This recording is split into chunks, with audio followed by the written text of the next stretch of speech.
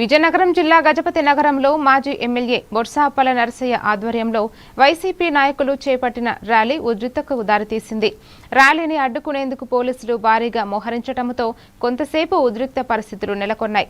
పోలీసులు వైసీపీ కార్యకర్తల మధ్య పరిస్థితుల నేపథ్యంలో ప్రధాన రహదారిపై భారీగా ట్రాఫిక్ జామ్ ఏర్పడి ప్రయాణికులు ఇబ్బందులు ఎదుర్కొంటున్నారు. ఎక్కడ 3,000 రూపాయలు ఇచ్చావు? ఇప్పటికే 2 సంవత్సరాలు అయిపోయింది. ఒక్క రూపాయి కూడా నిరుద్యోగ బుద్ధికి ఇవ్వలేదు. నువ్వు ఇవ్వలేదు కాబట్టి మేము అడుగుతాం. నువ్వు ఇస్తే మేము ఎందుకు అడుగుతాము? నువ్వు ఏదైనా కార్యక్రమం ఎందుకు హామీలో నువ్వు ఇచ్చినప్పుడు నువ్వు అమలు చేయకపోతే అడిగే బాధ్యత ప్రతిపక్ష పార్టీగా మాకుంది. కాబట్టి మా బాధ్యత మేమేమో గుర్తెరిగి ఈరోజేమో కార్యక్రమాలకేమో శ్రీకారం చుడుతున్నాం.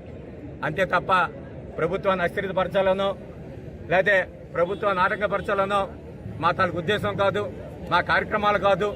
ఎప్పుడు కూడా ఈ రాష్ట్రం ప్రజలందరూ కూడా మరి సంతోషంగా ఉండాలని ఆలోచనతో ఎన్నో కార్యక్రమాలకు స్వీకరించారు జగన్మోహన్ రెడ్డి గారు. ఆ రోజు ఇచ్చిన మాట, ఎన్నికల్లో ఇచ్చిన మాట, ఎక్కడైతే పాదయాత్ర బహిరంగ సభలో ఏదైతే ప్రజలకు హామీ ఇచ్చారో ఆ హామీలన్నీ కూడా నెరవేర్చే కార్యక్రమం చేశాం. ఈరోజు మీరు ఇచ్చిన హామీలన్నీ కూడా నెరవేర్చాలని చెప్పి